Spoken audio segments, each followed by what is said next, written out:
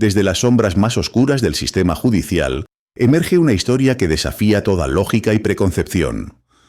Imaginen a un abogado con una carrera brillante, respetado en los pasillos de la justicia neoyorquina, cuya máxima aspiración era sentarse en el estrado como juez, el culmen de una vida dedicada al derecho. Ahora, visualicen el abrupto giro del destino que lo arrastró a defender a uno de los criminales más infames del mundo, Joaquín El Chapo Guzmán, solo para años después verse estigmatizado por el mismísimo presidente de Estados Unidos como un terrorista. La ironía es tan cruel como palpable, pasar de custodio potencial de la ley a ser señalado como su enemigo. Esta es la odisea de un hombre que, en su búsqueda de justicia, desató fuerzas que cambiaron su vida para siempre. Antes de sumergirnos en esta increíble historia de ambición truncada y batallas legales épicas, no olvides suscribirte al canal y activar la campanita para no perderte nuestras próximas narraciones. Cada clic nos ayuda a traer más relatos que te dejarán sin aliento. Nuestro protagonista en esta intrincada trama es Jeffrey Lichtman, un nombre que resonaba con fuerza en los círculos legales de Nueva York. Desde sus primeros años en la abogacía, Lichtman cultivó una reputación formidable. No era un abogado cualquiera, era un estratega nato, un orador persuasivo y un defensor implacable conocido por su habilidad para desentrañar los casos más complejos y defender a clientes que otros profesionales preferirían evitar. Su oficina en el corazón de Manhattan era un faro para aquellos que se enfrentaban a cargos imposibles, desde delitos de cuello blanco hasta crímenes violentos. La valentía y la astucia de Lichtman lo convirtieron en una leyenda entre sus pares y un adversario temido por la fiscalía. Su carrera estaba marcada por una serie de victorias impresionantes, casos que la prensa seguía con avidez y que cimentaron su estatus como uno de los mejores abogados defensores de su generación. Jeffrey no solo ganaba juicios, los convertía en cátedras de derecho, demostrando la complejidad del sistema y la importancia de una defensa vigorosa. Más allá de las victorias, había una ambición que ardía en su interior con una intensidad silenciosa pero constante. Quería ser juez. La judicatura no era solo un escalón más.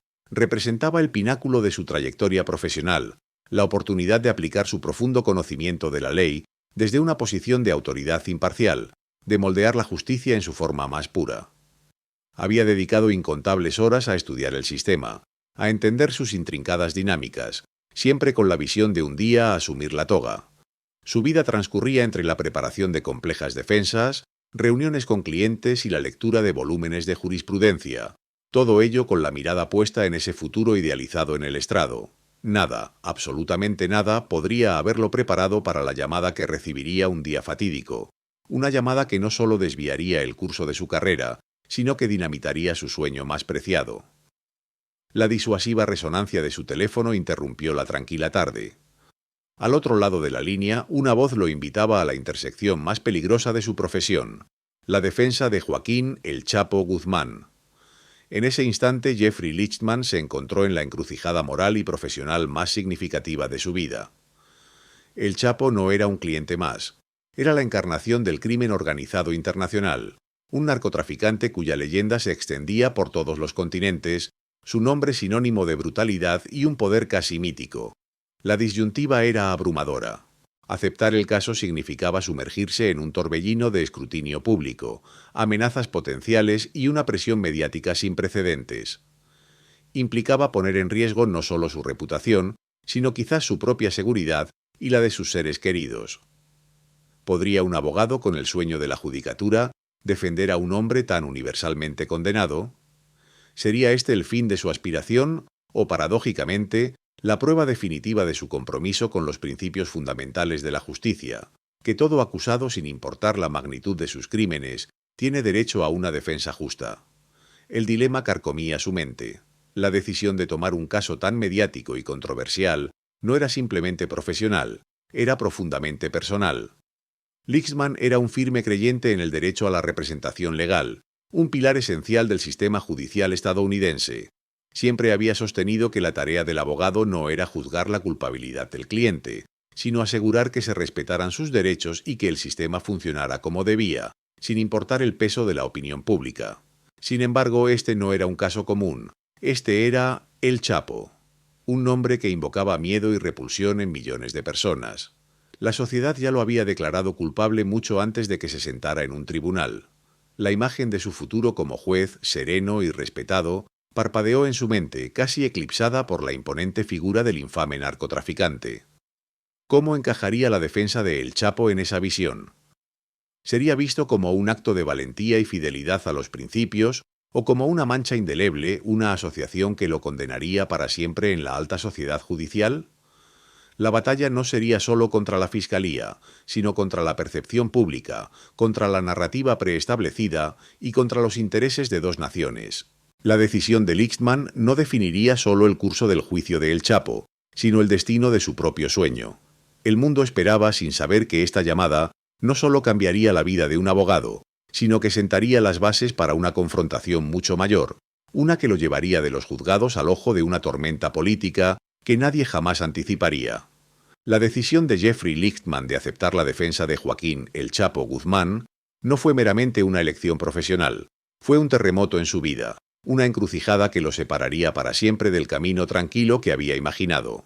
La llamada, la propuesta, la magnitud del personaje y el caso, todo se arremolinaba en su mente, desafiando no solo su ética personal, sino también las expectativas de su carrera. Sus colegas inicialmente reaccionaron con incredulidad, algunos con abierta desaprobación. «Jeffrey, ¿estás seguro de lo que estás haciendo? Esto podría destruir todo por lo que has trabajado», le advirtieron la preocupación tangible en sus voces. La prensa, por supuesto, no tardó en olfatear la noticia. Los titulares en Nueva York y más allá zumbaban con la inminente defensa del capo de la droga más notorio del mundo, y el nombre de Lichtman, ya respetado en círculos legales, se catapultó a una estratosfera de notoriedad global. Para Lichtman, sin embargo, la decisión se arraigaba en una convicción inquebrantable que había sido el pilar de toda su carrera. Cada acusado, sin importar la gravedad de los cargos o la infamia que lo rodeara, merecía una defensa justa y competente. Era un principio fundamental del sistema judicial estadounidense, la piedra angular sobre la que se construía la justicia. Rechazar el caso de El Chapo habría sido, en su mente, una traición a ese ideal, una abdicación de la responsabilidad que un abogado defensor de su calibre debía asumir. «No estoy defendiendo sus crímenes», Tom solía decir, su voz firme. «Estoy defendiendo sus derechos constitucionales. Eso es lo que nos distingue de otras sociedades». Esta justificación, si bien legalmente sólida, apenas arañaba la superficie de la presión mediática y pública que lo envolvería. Se preparaba para lo que la mayoría ya denominaba el juicio del siglo, un circo legal de proporciones épicas donde cada movimiento, cada palabra, sería diseccionada por un ejército de periodistas y una opinión pública ya formada. Los primeros encuentros con El Chapo fueron tan complejos como Lichtman había anticipado. La comunicación era una trampa de espejos, con el español como barrera inicial, superada por traductores que se convertirían en intermediarios cruciales. La relación abogado-cliente se tejió en un ambiente de seguridad paramilitar, con Guzmán confinado en condiciones de aislamiento extremas que dificultaban la confianza y la estrategia.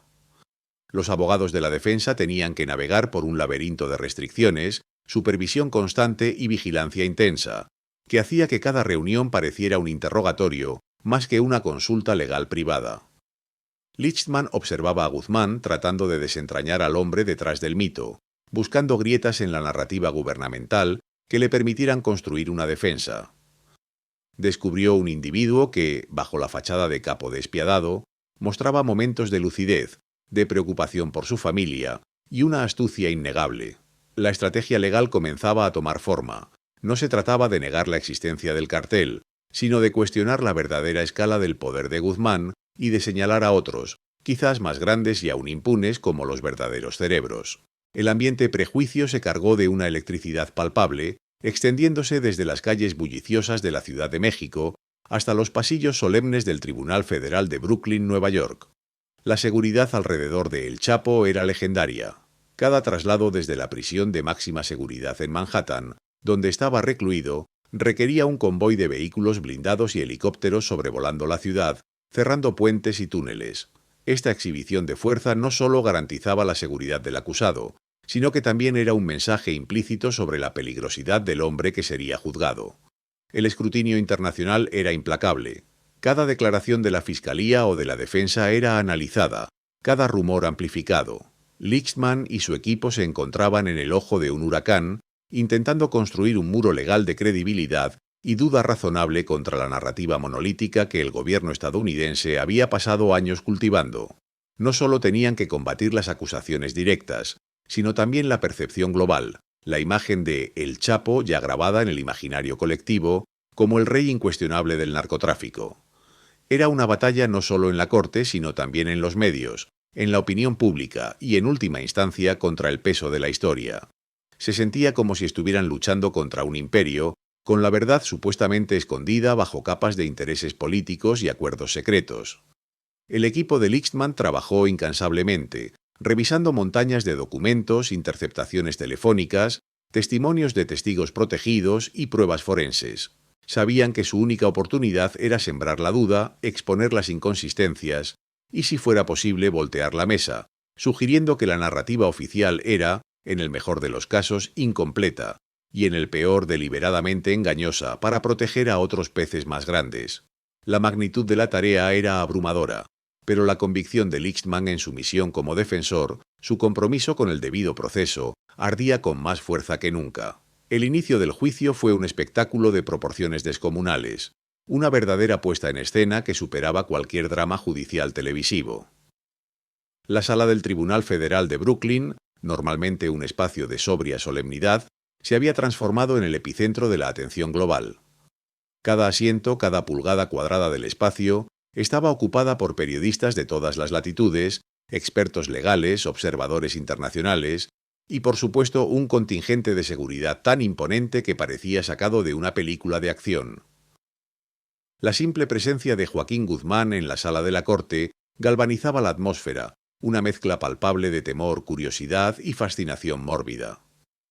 Las primeras audiencias estuvieron marcadas por un despliegue de pruebas iniciales por parte de la Fiscalía, una cascada de testimonios y documentos destinados a pintar un cuadro irrefutable de la culpabilidad de El Chapo.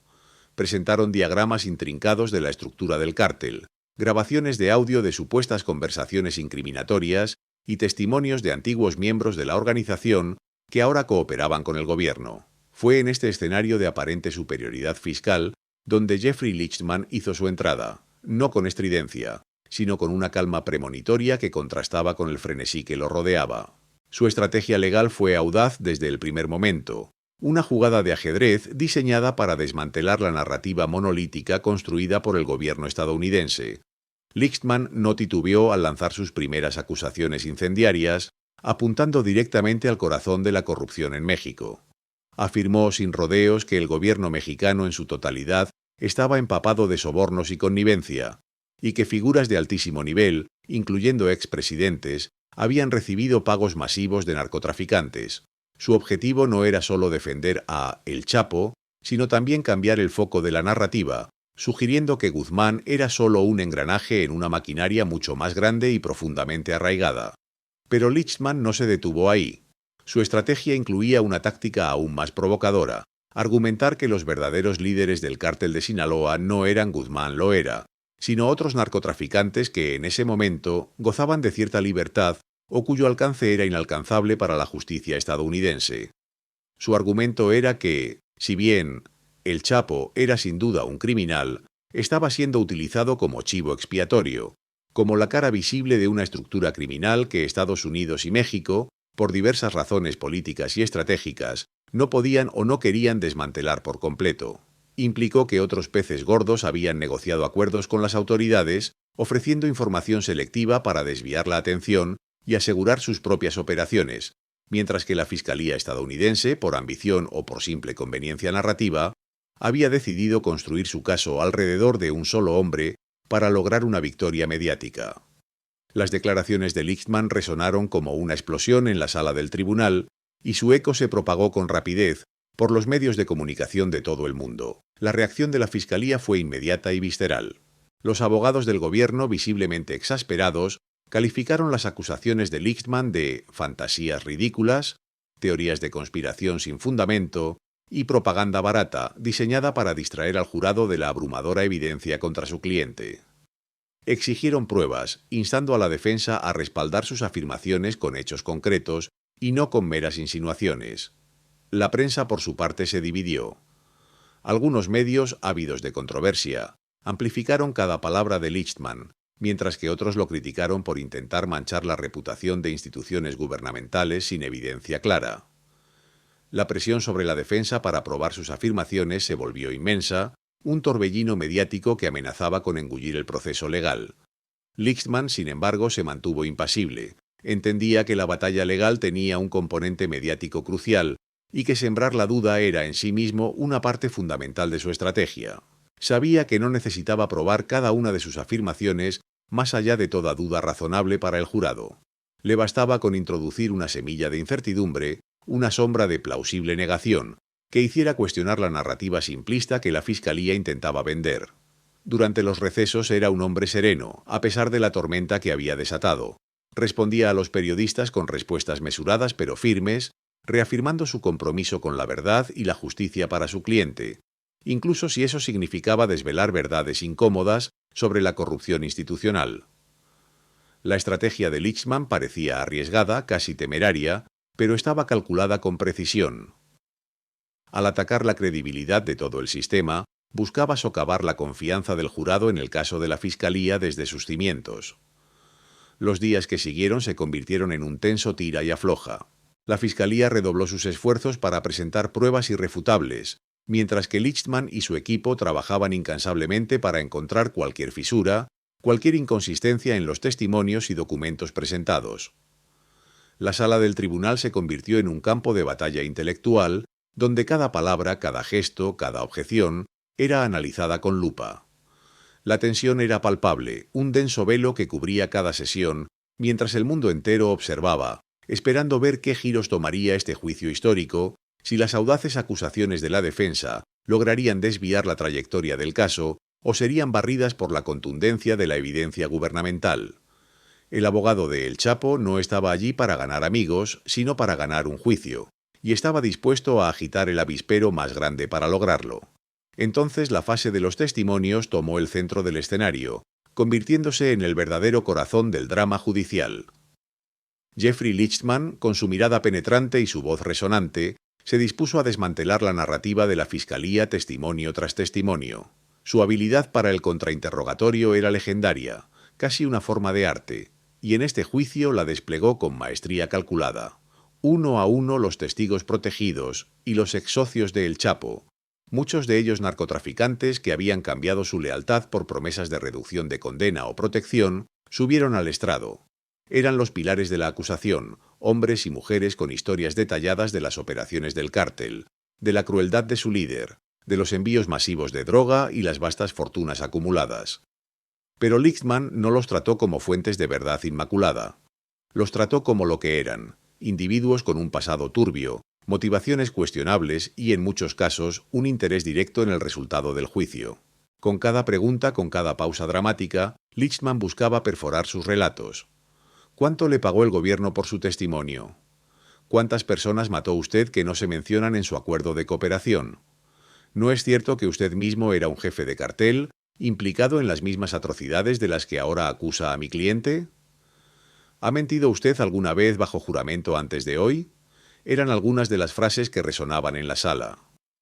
El objetivo no era solo desacreditar sus declaraciones, sino sembrar la semilla de la duda en la mente de los miembros del jurado sobre la fiabilidad de cualquier testimonio proveniente de personas tan profundamente implicadas en el crimen. La tensión en la sala se volvía casi insoportable, un zumbido de ansiedad que llenaba el aire, mientras los testigos se retorcían, se ponían a la defensiva o intentaban evadir las preguntas incisivas de Lichtman. Los contrainterrogatorios de Lichtman eran brutales y metódicos. Revelaban inconsistencias en las historias, exponían acuerdos secretos con el gobierno que los testigos habían intentado ocultar y ponían de manifiesto la magnitud de sus propios crímenes. El abogado no dejaba piedra sin remover, persiguiendo cada pequeña contradicción, cada lapsus de memoria, explotando cada nerviosismo visible. Los jurados observaban, sus rostros una mezcla de fascinación y perturbación, mientras la imagen pulcra que la Fiscalía intentaba pintar de sus arrepentidos se desmoronaba bajo el asalto implacable de la defensa. En una ocasión, Lichtman hizo que un testigo clave admitiera que había mentido repetidamente a las autoridades mexicanas y estadounidenses durante años, lo que provocó un murmullo de sorpresa en la sala y una enérgica objeción de la Fiscalía que fue rápidamente desestimada por el juez. La credibilidad de la acusación pendía de un hilo, al menos en la percepción de la defensa, y Lixman estaba convencido de que estaba logrando su cometido de erosionar la confianza del jurado. El impacto de este implacable asalto no solo se sintió en la sala del tribunal.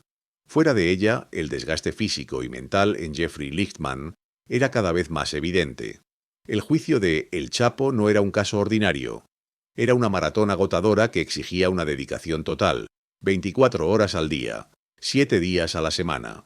Las jornadas comenzaban antes del amanecer y a menudo se extendían hasta bien entrada la noche, revisando montañas de documentos, preparando los contrainterrogatorios del día siguiente, anticipando los movimientos de la Fiscalía. Las noches eran cortas y a menudo interrumpidas por el peso del caso o por la necesidad de perfeccionar una estrategia. Lichtman, conocido por su energía incansable, sentía el peso de la presión.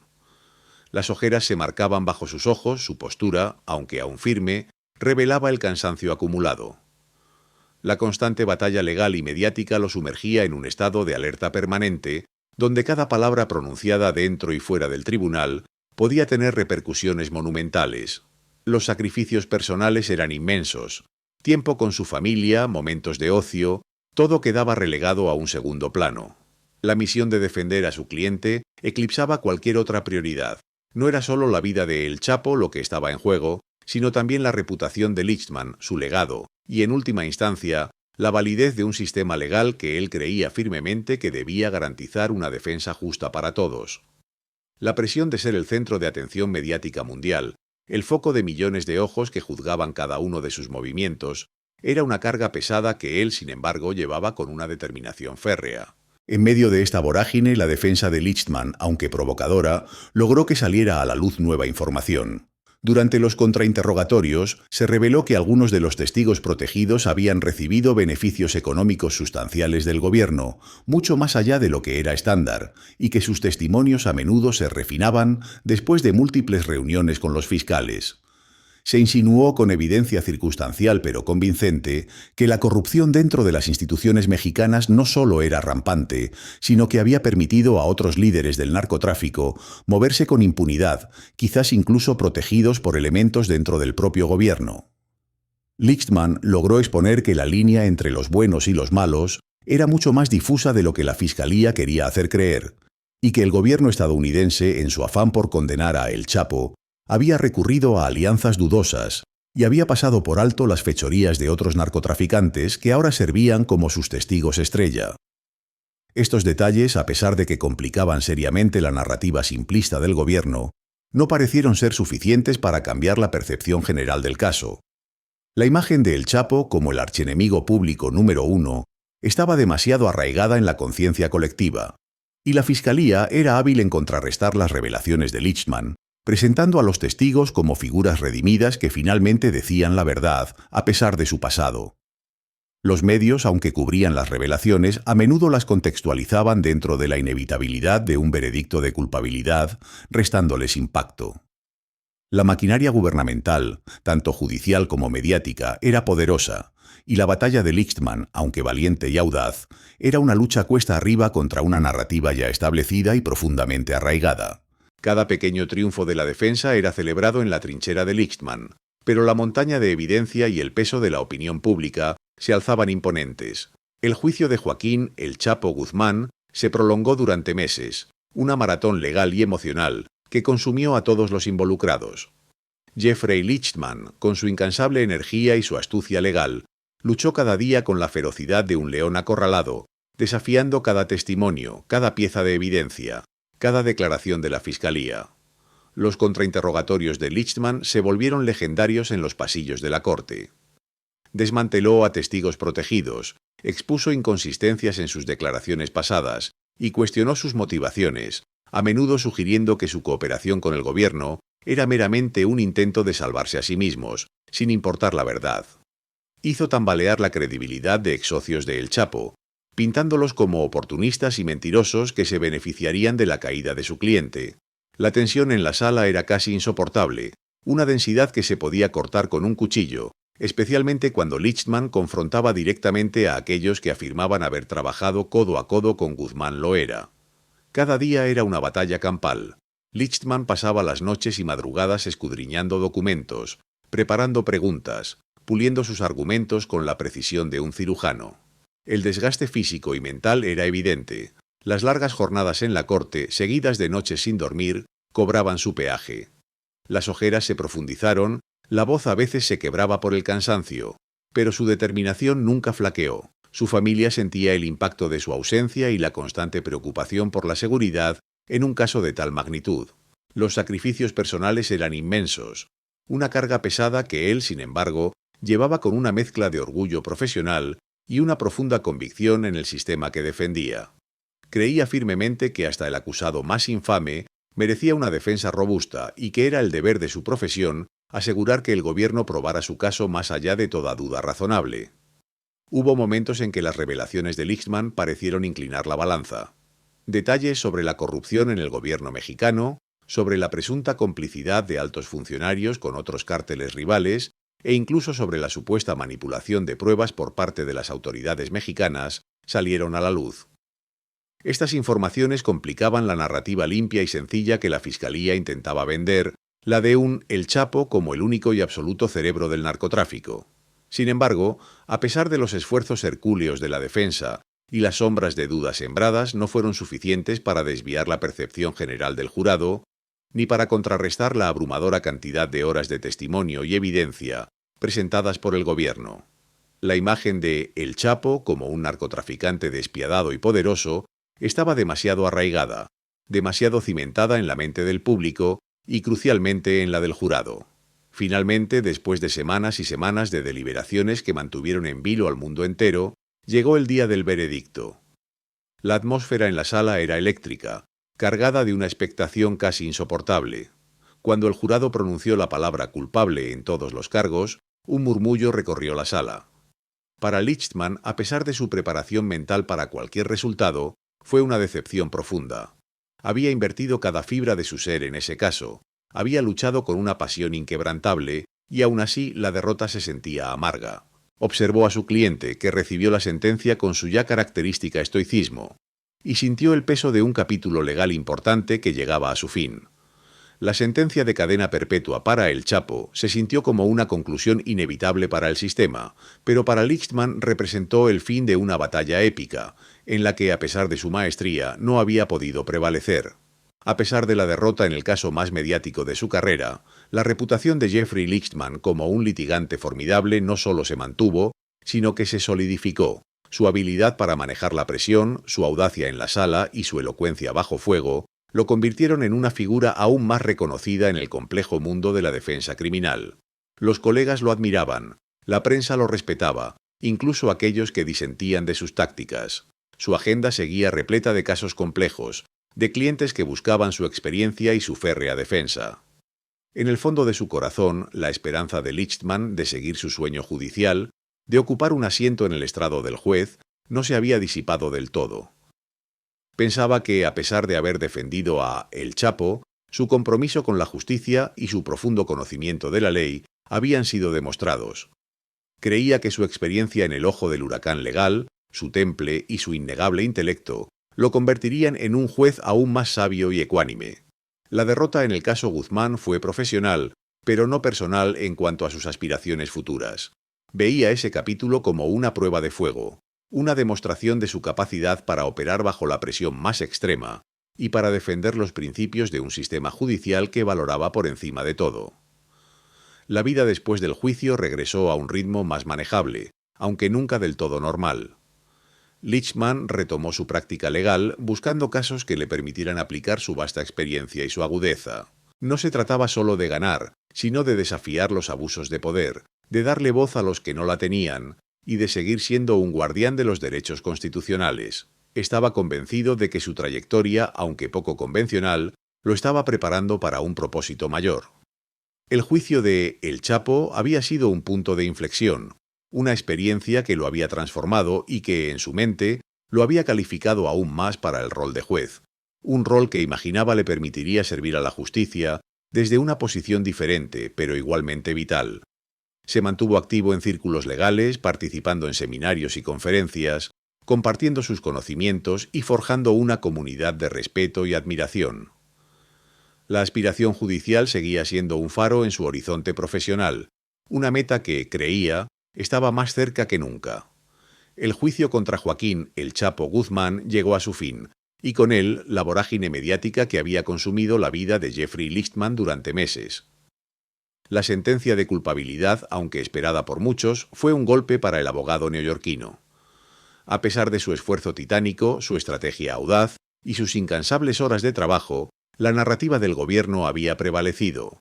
El veredicto marcó el cierre de un capítulo importante, quizás el más desafiante de su carrera, pero Lichtman, en su fuero interno, esperaba que no fuera el fin de sus aspiraciones. Creía que, a pesar de la derrota legal, su reputación como litigante formidable se había mantenido intacta, incluso fortalecida por la valentía con la que había enfrentado al sistema. Sus aspiraciones de convertirse en juez no se habían disipado. Al contrario, sentía que su experiencia en un caso de tan alta complejidad y visibilidad lo había preparado aún más para el rigor y la imparcialidad que requería un puesto en la judicatura. La vida después del juicio regresó a un ritmo más manejable, aunque nunca volvió a ser la misma. Lichtman retomó su práctica legal en Nueva York, dedicándose a casos menos mediáticos pero igualmente exigentes. Buscaba oportunidades que le permitieran aplicar su vasta experiencia en la sala del tribunal, su aguda mente legal y su inquebrantable compromiso con la justicia, sin importar la dificultad del oponente. Sin embargo, el mundo en el que ahora operaba había cambiado drásticamente. Las corrientes políticas en Estados Unidos se agitaban con fuerza, y el ascenso de Donald Trump a la presidencia trajo consigo un cambio sísmico en el discurso público y la política exterior, especialmente en lo que respecta a la inmigración y la seguridad fronteriza. Los discursos de Trump, con su retórica incisiva y a menudo divisoria, comenzaron a resonar en todo el país. México y el narcotráfico se convirtieron en temas recurrentes en sus mítines y declaraciones públicas. El presidente no dudaba en señalar a ciertos actores y países como enemigos de Estados Unidos, pintando un cuadro de amenazas externas que justificaban sus políticas de mano dura. En este nuevo clima político, la figura de Jeffrey Lichtman, el abogado que había defendido al narcotraficante más notorio del mundo, se volvió vulnerable. El hecho de haber asumido la defensa de El Chapo pasó de ser un acto de profesionalismo legal a convertirse, en la narrativa política imperante, en una posible complicidad, o al menos en un acto que socavaba los intereses nacionales. Fue en este contexto, en medio de una escalada de tensiones y acusaciones incendiarias, cuando Jeffrey Lichtman se encontró, para su incredulidad, en el centro de una nueva tormenta. De forma inesperada, su nombre apareció en una lista, o quizás fue mencionado de manera implícita o explícita en declaraciones de la administración Trump, marcándolo como facilitador de actividades ilícitas, incluso rozando la categoría de terrorista. No se trataba de una acusación formal en un tribunal, sino de una estigmatización pública, una mancha indeleble impuesta por el Poder Ejecutivo. La conexión con su defensa de El Chapo fue utilizada como la justificación perfecta para desacreditarlo. La lógica era cruda y simplista. Si defendiste a un enemigo del Estado, tú también eres, de alguna manera, su aliado. La noticia le llegó como un puñetazo en el estómago. Al principio incredulidad, luego una furia helada. ¿Cómo era posible que su ejercicio profesional, un derecho fundamental en cualquier sistema judicial, pudiera ser retorcido de tal manera? Lichtman había defendido a El Chapo con la convicción de que todo individuo, sin importar la gravedad de las acusaciones en su contra, merecía una defensa justa y competente. Era un principio básico del derecho, la piedra angular de cualquier sociedad que se preciara de ser civilizada y justa. Sin embargo, en el clima político de ese momento, la sutileza de ese principio se había perdido por completo en la furia de la retórica. Sus colegas inicialmente lo miraban con una mezcla de sorpresa y preocupación. Algunos expresaron su apoyo en privado, reconociendo la injusticia de la situación, mientras que otros, temerosos de las repercusiones, comenzaron a guardar distancia. La acusación, aunque informal, era devastadora. No se trataba de una condena legal, sino de una condena moral y profesional impuesta por las más altas esferas del poder. Ser marcado incluso implícitamente como terrorista o facilitador del terrorismo por la administración de los Estados Unidos era una sentencia de muerte social y profesional para cualquier abogado, especialmente uno con aspiraciones judiciales. Su nombre, que antes había denotado prestigio y una capacidad legal inigualable, Ahora estaba asociado con una sombra de sospecha, una mancha que pocos se atreverían a tocar. La misma razón por la que muchos lo admiraban, su disposición a enfrentar lo imposible, fue ahora la herramienta utilizada para su desprestigio. El sueño de la judicatura, que había alimentado su carrera durante décadas, se vio de repente envuelto en una densa niebla. ¿Qué juez querría sentarse junto a alguien que había sido señalado por la Casa Blanca, aunque fuera de manera tangencial, como un peligro para la seguridad nacional? La respuesta era obvia y desoladora: ninguno. La ironía era cruel. Jeffrey Lichtman, quien había dedicado su vida a los principios de la ley, quien había luchado por la justicia en los casos más difíciles, se encontraba ahora en el lado opuesto de la balanza, juzgado sin un juicio, condenado sin una oportunidad de defensa, por el mero hecho de haber cumplido con su deber profesional. La amargura comenzó a instalarse lentamente, una sensación opresiva que amenazaba con consumir sus ambiciones y su espíritu. El abogado, que había desafiado imperios, se vio ahora atrapado en las redes de una política divisiva y polarizada, su destino profesional sellado por una declaración pública, más que por cualquier acto ilícito. El impacto de la acusación fue devastador, una onda expansiva que reverberó por cada fibra de su existencia. De la noche a la mañana, la vida de Jeffrey Lichtman, el abogado respetado y temido en los tribunales de Nueva York, se transformó en una odisea de ostracismo y desilusión. Las llamadas telefónicas disminuyeron, las invitaciones a simposios legales se cancelaron discretamente, y las oportunidades de nuevos casos, que antes abundaban, se redujeron a un goteo escaso y cuestionable. Su reputación, construida con décadas de arduo trabajo y victorias legales, se desmoronaba bajo el peso de un estigma político. Era como si un velo invisible pero impenetrable se hubiera interpuesto entre él y el mundo que conocía. El golpe a su carrera no fue únicamente económico, aunque las pérdidas financieras eran considerables. Fue la erosión de su identidad profesional lo que más le dolió. Lichtman siempre se había visto a sí mismo como un pilar del sistema de justicia, un guerrero en nombre de aquellos que no tenían voz, o que eran vilipendiados por la opinión pública.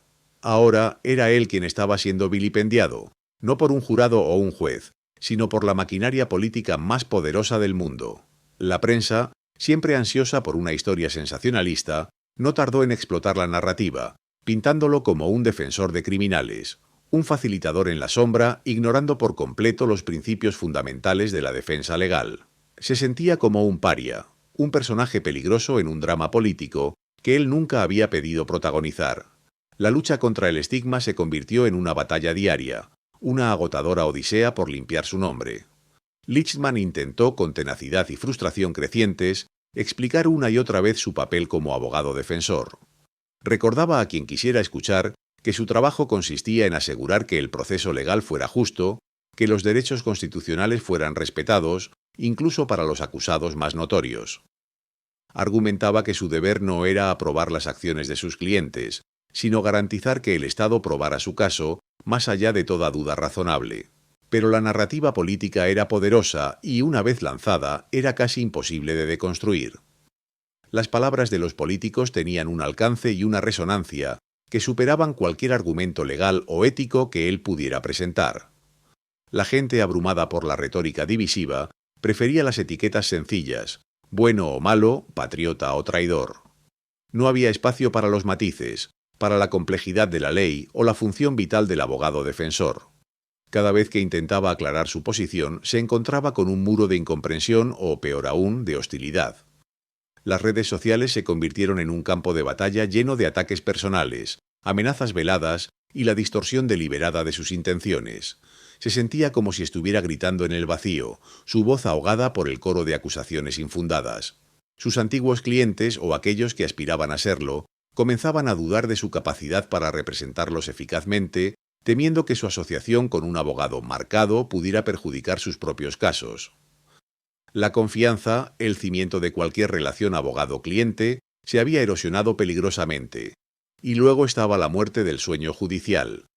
Aquella ambición, cultivada durante décadas, de servir en el estrado, de aplicar la ley desde una posición de autoridad y sabiduría, se desvaneció por completo.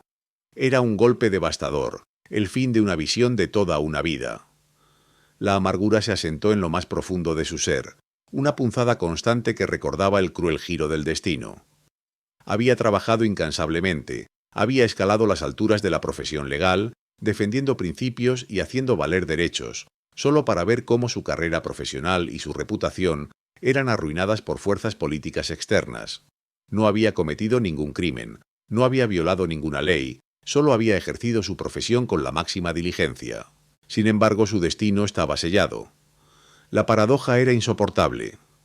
Él, un defensor de la ley, un pilar del sistema judicial, había sido etiquetado como un enemigo del Estado. Su compromiso con la justicia se había transformado en una desventaja. Su dedicación a los principios constitucionales se había convertido en una señal de sospecha. La ironía era tan afilada que a veces le costaba respirar. ¿Cómo podía el sistema que él había jurado defender volverse en su contra de una manera tan arbitraria e injusta? Esta experiencia le abrió los ojos a una verdad más oscura sobre el poder. La ley no siempre era la máxima autoridad. A veces la política, la percepción pública y las agendas ocultas podían desmantelar una vida y una carrera con la misma facilidad que una condena penal. Los días se llenaron de una sensación de incertidumbre y desorientación. ¿Qué camino seguiría ahora? El estrado judicial, antes tan claro en su horizonte, se había esfumado. Su mente, acostumbrada a la intriga legal y a la estrategia de defensa, se encontraba ahora en un laberinto de preguntas sin respuesta. Sentía el peso de la injusticia como una carga física, una opresión constante sobre sus hombros. La energía que antes lo impulsaba en los tribunales ahora se gastaba en luchar contra fantasmas, contra una narrativa que parecía tener vida propia y que se negaba a desaparecer. Aunque el daño era profundo y la decepción inmensa, una pequeña llama de resistencia persistía en Jeffrey Lichtman. No podía permitirse caer en la desesperación total, no después de todo lo que había luchado. La amargura era real, pero también lo era su convicción en los principios que siempre había defendido. El sueño de ser juez había muerto, pero el abogado defensor, el guardián de los derechos, aún respiraba. Tenía que encontrar la manera de seguir adelante, de redefinir su propósito, incluso si el camino que tenía por delante era mucho más oscuro y complicado de lo que jamás había imaginado. El ostracismo y el estigma eran barreras formidables, pero no podían borrar la esencia de quién era. Un profesional dedicado a la ley, un hombre que, a pesar de todo, aún creía en la justicia, aunque la propia justicia lo hubiera traicionado. La amargura, aunque profunda, no paralizó a Jeffrey Lichtman. Era un luchador por naturaleza, un león en la sala de justicia, y aunque el golpe había sido devastador, se negaba a ser derrotado por completo. La idea de la judicatura, el pináculo de su ambición profesional durante tanto tiempo, se había desvanecido no en un suspiro, sino en un grito ensordecedor de injusticia política. Sin embargo, su compromiso con la ley y con aquellos que necesitaban una defensa formidable permanecía inquebrantable. Aceptar que ese capítulo estaba cerrado fue un proceso doloroso, una especie de luto por un futuro que nunca sería. Pero de esa aceptación surgió una nueva determinación, una reorientación de su misión. Si no podía ser juez, sería el mejor abogado defensor que el país pudiera tener, especialmente para aquellos que, como él mismo, se encontraban en la mira de fuerzas más grandes y menos justas. Comenzó a focalizar su práctica en casos donde la balanza de la justicia parecía inclinarse peligrosamente contra el acusado, no solo por la evidencia, sino por el ambiente político o mediático. Se convirtió de alguna manera en un defensor de los marginados, de quienes eran víctimas de narrativas simplistas y acusaciones sesgadas. Su experiencia con El Chapo y sobre todo la subsiguiente estigmatización por parte de una administración presidencial le brindó una perspectiva única. Entendía la mecánica del poder, la forma en que los hilos invisibles de la política podían tejer una red de condena mucho antes de que un jurado emitiera su veredicto. Esta comprensión lo hizo aún más formidable, más empático con aquellos cuyos nombres ya habían sido manchados antes de pisar un tribunal. Su voz, que antes era poderosa, ahora resonaba con una convicción aún mayor, forjada en el crisol de la adversidad personal. Lichtman continuó defendiendo a clientes de alto perfil, pero su enfoque había cambiado sutilmente. Ya no buscaba la validación de un sistema que lo había rechazado, buscaba la justicia, la verdad procesal y la reivindicación de los derechos individuales, sin importar el costo o la presión externa. Se convirtió en un abogado que no solo representaba a sus clientes, sino que también, de cierta forma, luchaba contra la narrativa que lo había condenado a él mismo. Su bufete, aunque inicialmente afectado por la ola de descrédito, encontró una nueva base de clientes. Aquellos que buscaban no solo un abogado brillante, sino a alguien que entendiera la profundidad de ser un paria, un objetivo. Su reputación como el abogado que no temía enfrentarse a nadie, ni siquiera a la Casa Blanca, le abrió puertas a casos que otros evitarían. La ironía era dulce. El intento de silenciarlo, de descalificarlo, lo había transformado en un campeón aún más feroz e indispensable para los que no tenían voz. La historia de Jeffrey Lichtman se convirtió en un recordatorio palpable de cómo la política puede invadir y moldear la vida de un individuo, incluso de uno que opera con la más estricta adherencia a la ley y la ética profesional. Es una historia sobre la fragilidad de la reputación en la era de la polarización y las redes sociales. Lo que le sucedió a él no fue un fracaso legal, sino una trágica consecuencia de la intersección entre la justicia penal y el espectáculo político. Él simboliza la complejidad de la defensa legal en un mundo donde la línea entre el abogado y su cliente, entre la ley y la opinión pública, se difumina peligrosamente. Su vida profesional es un testimonio de la tensión inherente entre el derecho de todo acusado a una defensa justa y la implacable sed de narrativas simplistas que buscan héroes y villanos claros. Al final, Jeffrey Lichtman no se convirtió en juez, pero su legado se construyó de una manera diferente, quizás más significativa. Se convirtió en un símbolo, una figura que representaba la integridad profesional frente a la injusticia política. Su viaje desde el sueño de la toga hasta ser marcado como terrorista y su posterior resurgimiento como un defensor inquebrantable subraya un mensaje poderoso: que la verdad procesal es un pilar fundamental de la sociedad y que atacarla, incluso por las mejores intenciones políticas, erosiona la base misma de la justicia. Su historia nos obliga a reflexionar sobre el significado de la defensa legal, no como una aprobación de los actos del cliente, sino como una salvaguarda esencial contra la extralimitación del poder estatal. La vida de Lichtman es una lección sobre la ética en tiempos turbulentos, sobre la resiliencia del espíritu humano y sobre cómo algunas batallas, aunque no se ganen en la sala del tribunal, pueden dejar una marca indeleble en el panorama de la justicia. Nos recuerda que la balanza de la justicia no siempre se inclina por la verdad, sino a menudo por la narrativa más poderosa, y que defender los principios más fundamentales de la ley requiere una valentía que va más allá de la mera habilidad legal.